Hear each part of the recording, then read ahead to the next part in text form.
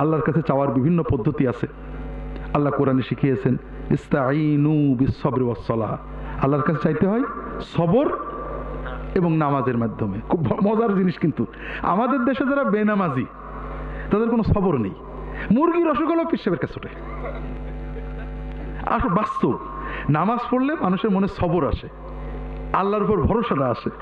এই জন্য আমি আপনাদের মাঝে মাঝে বলি যে বেনামাজি মুসলমান বাংলাদেশে বেশি থাকলে আমাদের হুজুরদের কিন্তু লাভ। বেনামাজির মুরগির অসুখ হোক আর ছাগলের অসুখ আর ছেলের অসুখ হোক আর স্বামীর অসুখ আর বোর অসুখ হোক, টাকা নিয়ে আমাকে কাজ ধরে, তাহলে আমরা ভাগে বেশি পাই না। আর নামাজি বেশি হলে কিন্তু আমাদের লস। নামাজিরা অত হাতিয়া দেয় না, দেয় তো মহব্বতে 10 টাকা দেয়, কিন্তু বিপদের হলো 2000 টাকা আর মহব্বতের হলো 10 টাকা, পার্থক্য আছে না? তো এই জন্য আল্লাহ রসুল আল্লাহ তাআলা কি বলছেন, ইস্তাঈনু বিস-সাবরি ওয়াস-সালাহ, বিপদে আপদে যদি সাহায্য চাইতে সবর করো, আল্লাহর ভরসা রাখো, নামাজে দাও, নামাজের সেজদায় দোয়া করো, আল্লাহ বিপদ কাটিয়ে দেবে। বিপদ কাটানোর জন্য অনেক রকমের ইবাদত আছে, সব আজকে বলতে পারবো না। আল্লাহ রাসূল সাল্লাল্লাহু আলাইহি ওয়াসাল্লাম এই হাদিসে আরও কিছু কথা বললেন। এটা শেষ করে আমরা কিছু বিষয়, যে আমলগুলো করলে বিপদ কাটে, যেগুলো করলে আল্লাহর বরকত পাওয়া যায়, কিছু বলার চেষ্টা করব। আল্লাহ তাআলা তৌফিক দান করুন, আমিন। রাসূল কি বলছেন, ওয়ালাম আন্নাল উম্মাতা লাউ ইজতামাআত আলা আইয়ানফাউকা বিশাইইন লাম ইয়ানফাউকা ইল্লা বিশাইইন কাদ কাতাবাহু আল্লাহু লাক। খুব ভালো করে বোঝো বাবু, যদি বিশ্বের সকল সৃষ্টি, জিন, ইনসান, ফেরেশতা, গৌস, কুতুব, ওলি, আবদাল, পীর সবাই মিলে যদি এক জায়গা হয় যে তোমার কোনো উপকার করবে, আল্লাহর ইচ্ছার বাইরে, আল্লাহর নির্ধারণের বাইরে কোনো উপকার তোমার করতে পারবে না। ওয়ান্নাল উম্মাতা লাউ ইজতামাউ আলা আইয়াদুররুকা বিশাইইন লাম ইয়াদুররুকা ইল্লা বিশাইইন কাদ কাতাবাহু আল্লাহু আলাইক।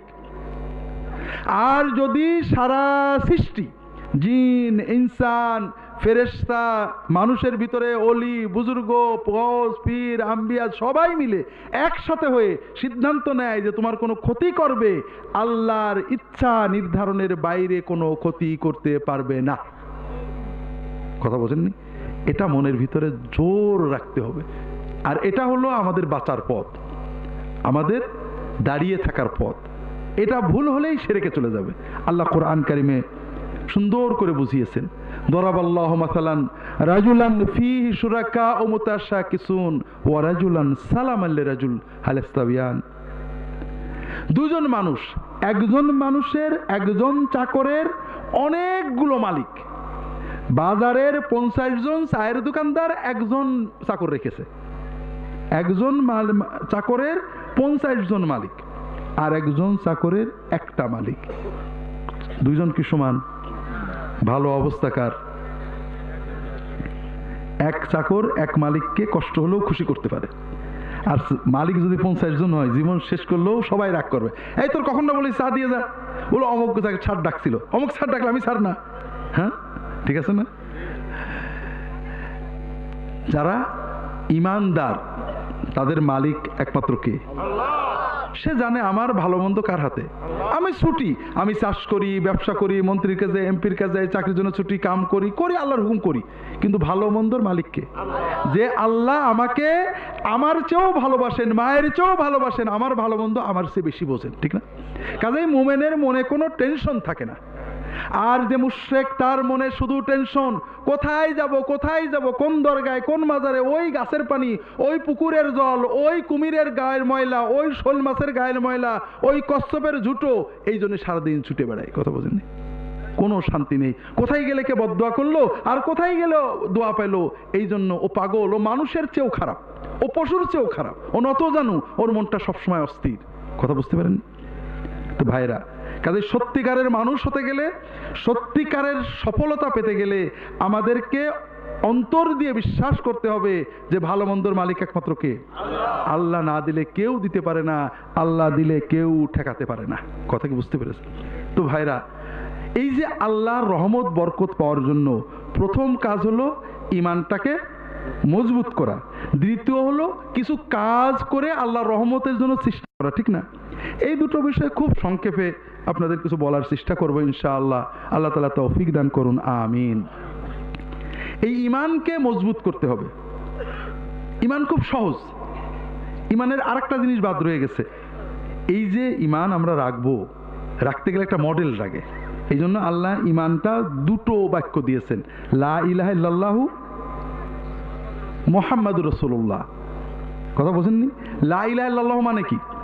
আল্লাহ ছাড়া কোনো মাবুদ নেই। আর মুহাম্মাদুর রাসূলুল্লাহ মানে মুহাম্মদ সাল্লাল্লাহু আলাইহি ওয়াসাল্লাম ছাড়া কোনো মুর্শিদ নেই। একটু ব্যাখ্যাটা বোঝার চেষ্টা করি। লা ইলাহা ইল্লাল্লাহ মানে কি?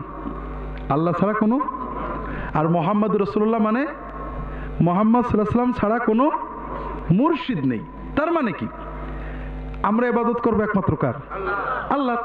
ইবাদত মানেটা কি ভাই? এই যে টুপি পরবো, জিকির করব, দাড়ি রাখবো, নামাজ পড়বো, জুব্বা পরবো, তাসবিহ তাহলিল করবো, কোরআন তেলাওয়াত করব, এই যে কাজগুলো করি, এটা সওয়াব কে দেবে বলে আশা করি? এর মানে আমরা ইবাদত করছি কার? আল্লাহ। এখন প্রশ্ন হলো, কোন কায়দায়, কোন তরিকায় দাড়িটা রাখলে, টুপিটা পরলে, পাগড়ি পরলে, জিকির করলে, তাসবিহ করলে, জানাজা পড়লে, কোরআন তেলাওয়াত করলে, দরুদ পড়লে, কোন তরিকায় কামটা করলে আল্লাহ নেবে, সওয়াবটা দেবে? এই তরিকা, কায়দাটা আল্লাহ কাকে শেখাইছিলেন? তাহলে এই তরিকাটা কার কাছ থেকে নেবো ভাই? হ্যাঁ, তাহলে মাহবুদ একমাত্র কে? আর মুর্শিদ একমাত্র কে? ইবাদত একমাত্র কার? তরিকাটা একমাত্র কার? রাসূল সাল্লাল্লাহু আলাইহি ওয়াসাল্লামের। এইটা না হলে ঈমান রাখা যায় না। কারণ একটা মডেল তো রাখবে। আমরা সবসময় একটা ভুল করি ভাইরা, কোনো বিষয়ে ঝগড়া হলেই বলি, আরে এত মানুষ করে, অমুক হুজুর করে, এরকম বলেন নাকি? না, মানুষ করে এটা ভালো, কিন্তু মানুষের কর্মকে নবীজির তরিকার বিরুদ্ধে লাগানো যায় না। আমরা যদি সন্দেহ থাকে, কেউ এসে বললে মানতে হবে জরুরি না। আমাদের সবারই কথা আমরা নবীর সুন্নত মতো চলবো। একজন এসে বললে এই দেখো হাদিসে এইটা আছে, তুমি যেটা করো ঠিক না, আমি তার পিছে পিছে দৌড়াবো, জরুরি না। কিন্তু আমি বলবো যে ভাই আমি হাদিস মতো চলতে চাই, আমি হাদিস খোঁজনি, যদি আমি হাদিস পাই আমি হাদিস মতো চলবো।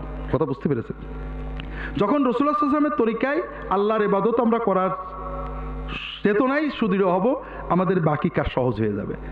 ঈমানকে মজবুত করার জন্য আল্লাহর কয়েকটা ইবাদত, ছোট ছোট ইবাদত আপনাদের বলবো, খুব দরকার। এতে ঈমানও মজবুত হবে, দুনিয়ার বরকত পাওয়া যাবে। তার এক নম্বর হলো নামাজ। এক নম্বর কি? নামাজ। আমাদের দেশে আমরা কঠিন করেছি, আগেই বলেছি, আমরা টুপির যত গুরুত্ব দিই নামাজের তত গুরুত্ব দিই না। আসল কিন্তু তা না। নামাজ টুপি থাকলে টুপি মাথায় দিয়ে, না থাকলে খালি মাথায়, না থাকলে খালি গায়ে, না থাকলে ন্যাংটো হয়ে। নামাজ কিন্তু ন্যাংটো পড়তে হবে। নামাজ মানে কি? আল্লাহর দরবারে বান্দা হাজিরা দেবে, যতটুকু পারে ততটুকু দেবে, এতেই 16 আনা সওয়াব পেয়ে যাবে। আর টুপি থাকলে টুপি মাথায় দিয়ে, টুপি থাকলে টুপি খুললে দোষ হয়, টুপি নেই টুপি ছাড়া পড়লেই আপনি পুরো সওয়াব পেয়ে যাবেন।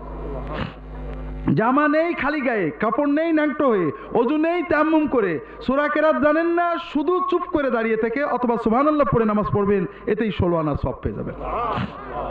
কাজেই নামাজ আমার খাওয়ার মতো। অনেকে বলে হুজুর টুপি নেই, হুজুর সূরা কেরাত জানি না, নামাজ পড়ি না, আছে নাকি এরকম? কিন্তু কেউ কি বলে হুজুর খাওয়া দাওয়া প্রায় 1 মাস খাইনে, কারণ বউ শুধু আলু ভর্তা ভাত রাঁধে, আমি ইলিশ মাছ পাইনি বলে আর খাইনে, আছে নাকি এরকম? হ্যাঁ, নেই তো। কারণ আমরা জানি খাবার খেতে হবে, ভালো হলে ভালো, নইলে যা পাওয়া যায় খেতে হবে, নইলে কি হবে? দেহটা মরে যাবে। নামাজ আমাদের আত্মার খোরাক। নামাজ যে কোনোভাবে পড়তে হবে, অজু থাকলে অজু সহ, নইলে অজু ছাড়া তায়াম্মুম করে, দাঁড়াতে পারলে দাঁড়িয়ে, নইলে বসে, নইলে শুয়ে, কেবলামুখী হতে পারলে কেবলামুখী হয়ে, নইলে উত্তর দক্ষিণ পূব পশ্চিম যেদিকে পারছি মুখ করে, দাঁড়াতে পারলে দাঁড়িয়ে, নইলে হাঁটতে হাঁটতে, দৌড়াতে দৌড়াতে, ঘোড়ার পিঠে বসে, পায়ে হাঁটতে হাঁটতে, নামাজ আমাকে সময় মতো পড়তেই হবে। কথা বুঝতে পারেননি? আমি সাধ্যের ভিতরে যতটুকু করেছি ওটাতেই আল্লাহ তাআলা আমার পুরো সওয়াব দিয়ে দেবেন। নামাজ অনেক সময় আপনাদের দেশে আছে কিনা জানি না, আমাদের দেশে অনেকে বলে আরে মন ভালো হোক তারপর নামাজ পড়বো। হ্যাঁ, আছে তাই না? মাশাআল্লাহ। তো ঠিক আছে, কেউ যদি বলে আগে সুস্থ হই তারপর খাওয়া দাওয়া করবো, আগে সুস্থ হয়ে যায় তারপর খাওয়া দাওয়া করবো, হ্যাঁ, খুব ভালো করে বোঝেন। যে ব্যক্তি বলে মন ভালো হলে নামাজ পড়বো, ওই ব্যক্তির দুটো সমস্যা আছে। একটা হলো যে নিজের ভালো বোঝে নাও, নামাজটা কি হুজুরদের জন্য না ওর নিজের জন্য? ও নিজে নামাজ পড়লে নিজে ফায়দা পাবে, নিজের উপকার হবে, নিজের কষ্ট চলে যাবে, নিজের বিপদ কেটে যাবে, কিন্তু ও বোকা বোঝে না। যেমন কারোর অসুখ হলে খাইতে চায় না, যাই খাই বমি আসে, বুঝেছেন, ওর অসুখ হয়ে গেছে। 2 নম্বর, অনেকে বলে যে নামাজের মতো নামাজ জীবনে একবার পড়লেও হয়। আপনাদের দিকে আছে নাকি? হ্যাঁ,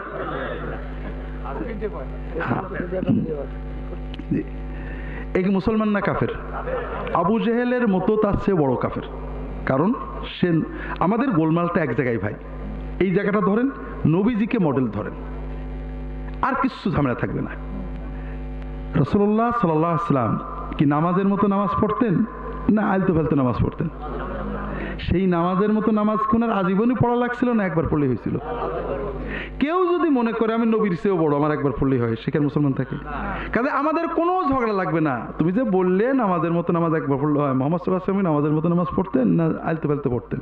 ওনার কি একবার পড়লে হয়েছিল না আজীবন পড়া হয়েছিল? কেউ যদি নিজেকে মুহাম্মদ সাল্লাল্লাহু আলাইহি ওয়াসাল্লাম বড় মনে করে, সে আর মুসলমান থাকে না। 2 নম্বর কথা, কেউ কি বলে যে খাওয়ার মতো খাওয়া জীবনে একবার খেলেই হয়? হ্যাঁ, বলে? তা বলবেন না। 3 নম্বর কথা, অনেকে হয়তো বলে যে আরে একই এসে গেলে আর নামাজ লাগে না, মারেফত হয়ে গেলে নামাজ লাগে না। প্রথম কথা হলো, মারেফত কিন্তু কোরআনে বলেছে আবু জেহেলেরও ছিল। বোঝেন তো কথা?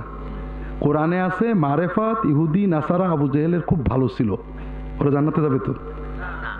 মারেফতের কোনো দাম নেই ইসলামে, শয়তানের কাছে দাম আছে।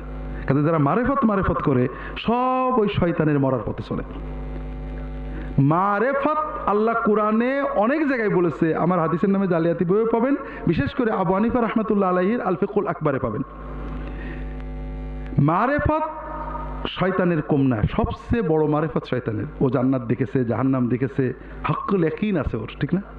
হ্যাঁ, ও জান্নাতে যাবে তো? হ্যাঁ। 2 নম্বর কথা হলো, যদি মারেফত আসলে নামাজ না লাগে, নবীজির কাছে যাই। নবীজির কি মারেফত ছিল? সেই মারেফত, সেই ইয়াকিন নবুয়তের শুরু থেকে ছিল না? নবুয়ত পাওয়ার পরে আর কোনো মারেফত বাকি থাকে? মারেফত পাওয়ার পরে নবীজি কি নামাজ পড়ছিলেন? একদিন 2 দিন না আজীবনই? কেউ যদি মনে করে আমার মারেফত নবীর চেয়েও বেশি, তাহলে ঈমান থাকলো? 2 নম্বর কথা, কেউ যদি বলে সুস্থ হওয়ার পরে আর খাওয়া দাওয়া লাগে না, হ্যাঁ, বলবে, তাকে কোথায় পাঠাবেন? হাসপাতালে, অথবা অভাব নাই? হ্যাঁ, হাসপাতালে অথবা। আপনি যখন নামাজ বাদ দেবেন আপনার ঈমান চলে যাবে। যেমন আপনি সুস্থ হয়েছেন, আপনার আলহামদুলিল্লাহ সুস্থ হয়ে গেছে, এখন আর খাবো না, সুস্থ হলে আর খাওয়া লাগে না, হ্যাঁ, হবে।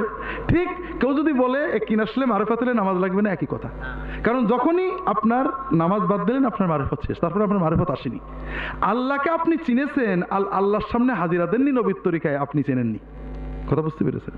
তো এই সব ভাইরা শয়তানের ওয়াসওয়াসা। আসল কথা কি জানেন? আসল একটা মারেফতের ভেদ বলি আপনাদের, সেটা হলো যে নামাজ যে বান্দা পড়ে ওই বান্দার কলবে শয়তান পুরো ঢুকতে পারে না। আর এই ফকিরি মতের লোকেরা এই জন্য সবার আগে বাধা দেয় নামাজে, কারণ ও নামাজ পড়লেই ও আর শয়তান কবজা করতে পারে না। যতদিন নামাজ পড়বে শয়তান এসে এদিক সেদিক যাবে, কিন্তু ঢুকতে পারছে না। নামাজ বাদ দিলেই শয়তানকে পুরো কবজা করে ফেলবে। কথা বুঝতে পেরেছেন? একজন বলল যে আমার হুজুরের মুরিদ হলে নামাজ লাগে না। আছে নাকি আপনাদের দেশে এরকম? হ্যাঁ, নেই? আর খুব ভালো করে বুঝি, আপনি প্রতিদিন মায়ের কাছে যায়, মাও বৃদ্ধ হয়েছে, আপনিও বৃদ্ধ, প্রতিদিন 10-15 মিনিট মার কাছে যে একটু কথা বলেন, দোকান থেকে এসে বা অফিস থেকে এসে বা দোকানে যাওয়ার সময়, আম্মা কেমন আছো, আজ কি খাবা, শরীর ভালো আছে তো? প্রত্যেক দিন একই কথা। আপনার বড় ভাই বলল যে তুই প্রতিদিন মায়ের কাছে যে আধা ঘন্টা সময় নষ্ট করিস কেন? তুই আমার সাথে থাক, মার কাছে যদি তোর কোনো প্রয়োজন থাকে আমি আদায় করে দেবো, মার কাছে যে সময় নষ্ট করিস না। ভাইয়ের বুদ্ধিটা কেমন লাগলো আপনাদের? ভালো না? মায়ের কাছে গল্প করা কি সময় নষ্ট না সময় কাজে লাগানো? মা বেশি প্রিয় না আল্লাহ বেশি প্রিয়? তাহলে যদি কেউ বলে তুই প্রতিদিন আল্লাহর কাছে 10 মিনিট করে বসে থেকে কি করিস, তুই আমার কাছে থাক, তোর যা লাগে আল্লাহর কাছে এনে দেবো, হ্যাঁ, হয় না। এরপরে শোনেন, আপনার এলাকার এমপি আপনার খুব মহব্বত করে, ছোটবেলার বন্ধু অথবা আপনার বাপের বন্ধু, বলে যে মনি আমি যখন বাড়ি থাকবো তুই আসবি, চাটা খাবি। আপনি যান, প্রতিদিনই যেয়ে চা খান, গল্প করেন, আর কিছু না, এ গপসপ করে চলে আসুন। আপনার দলের একজন আপনাকে বলল যে তুই প্রতিদিন এমপির কাছে যে এত সময় নষ্ট করিস কে, তুই আমার গ্রুপে থাক, তোর যখন যেটা লাগে আমি এমপির কাছে চাইনে দেবো। বুদ্ধিটা কেমন লাগলো? হ্যাঁ, আপনি কিন্তু কোনো প্রয়োজনে যান না, মহব্বতেই যান। কিন্তু মহব্বত যেহেতু আসছে, দরকার হলে একটা জিনিস চাইতে পারবেন, ঠিক না? যাওয়া আসা যখন বন্ধ হয়ে গেল তখন মহব্বত কেটে গেল। এখন ও কি করবে, যখন আপনার কিছু লাগবে, বলবে 3000 টাকা লাগবে, 5000 লাগবে, এমপি বলেছে আবার 10 লাগবে, ঠিক না? ও আপনার মাথায় কাঁঠাল ভেঙে খাবে, বুঝলেন না? যদি কোনো পীর সাহেব বলে, মৌলানা সাহেব বলে যে তুমি আমার মুরিদ হলে নামাজ লাগবে না, সেও কিন্তু একই কথা বলছে। সে চাচ্ছে যে আল্লাহর সাথে আপনার সম্পর্কটা নষ্ট করে দিতে, এরপরে আল্লাহর নামে আপনার মাথায় ও কাঁঠাল ভেঙে খাবে। ও আপনার বন্ধু না দুশ্মন? দুশ্মন। আল্লাহর সাথে সম্পর্কটা ডাইরেক্ট রাখতে হবে, কেউ যেন আমাকে এখানে ঢুকতে না পারে। তাহলে আপনি সব পাবেন, মারেফত পাবেন, দোয়া কবুল পাবেন, বিপদ কেটে যাবে। আল্লাহর সাথে সম্পর্কের মূল ভিত্তি হলো নামাজ। কথা কি বুঝতে পেরেছেন? এখানে আর একটা কথা বলবো, বৃদ্ধদের না, কারণ বৃদ্ধদের আর এখন সময় তেমন নেই, চেষ্টা করলে হবে সহজ, বিশেষ করে জোয়ানদের। সেটা হলো নামাজটা আমরা পড়ি যেটাকে বলা হয় নাক দিয়ে খাওয়া। খাওয়া কিন্তু নাক দিয়েও খাওয়া যায়, মুখ দিয়েও খাওয়া যায়। আপনারা কোনটা দেখাইতে চান? আমি বলি দেখেন, যুক্তি, নাক দিয়ে খাওয়া উত্তম। নাক দেখলে হাতে ময়লা লাগে না, হাত ধোয়া লাগে না, কষ্ট হয় না, বসা লাগে না। এখন তো সবাই নাক দিয়ে খাবো, ঠিক আছে? মুখ দেখলে লাভ কি? একটাই লাভ, মজাটা পাওয়া যায়, তাই না? নাক দিয়ে খেলে পুষ্টি যাচ্ছে কিন্তু মজা পাচ্ছি না, আর গাল দিয়ে খেলে মজাটা পাচ্ছি। তা আমরা নামাজ পড়ি নাক দিয়ে, অর্থাৎ বুঝি না নামাজে কি পড়ছি। হ্যাঁ, দাঁড়ান, নামাজ ফরজ আদায় হয়ে গেল, পুষ্টি চলে গেল, সওয়াব ইনশাআল্লাহ হয়ে গেল। কিন্তু যদি একটু বুঝতাম তাহলে মজা পাইতাম। তাই জন্য যুবকদের বলবো, এবং যারা পারেন, নামাজের ভিতরে আমরা 10-12টা সূরা পড়ি, এর অর্থগুলো শিখে নেবেন, দোয়াগুলোর অর্থ শিখে নেবেন, তাসবিহগুলোর অর্থ শিখে নেবেন, কিছু এক্সট্রা দোয়া শিখে নেবেন। নামাজের ভিতরে প্রতিটি সাজদায় আল্লাহর কাছে কিছু চাইবেন, সুন্নত দোয়া দিয়ে চাইবেন। নামাজের ভিতরে অল্টারনেট করে দোয়া পড়বেন, দোয়া মাসুর এক এক সময় এক একটা পড়বেন। নামাজের ভিতরে আল্লাহর সাথে কথা বলার অভ্যাস করেন, দেখবেন আপনার জীবনে চেয়েছেন পাননি এমন জিনিস আর থাকবে না। কাজেই বিশেষ করে যুবকদের সামনে জীবন বড় কঠিন। তোমরা যৌবনে আসো, যৌবন শেষ হয়ে যাবে 30, 35, 40-এ। আমাদের সমাজের সরকার, রাজনীতিবিদ, বাণিজ্যিক কোম্পানি, টেলিভিশন, ক্রেতা বিক্রেতা সবাই চায় তোমাদের যৌবনকে পুঁজি করে তারা বড় হয়ে যাবে।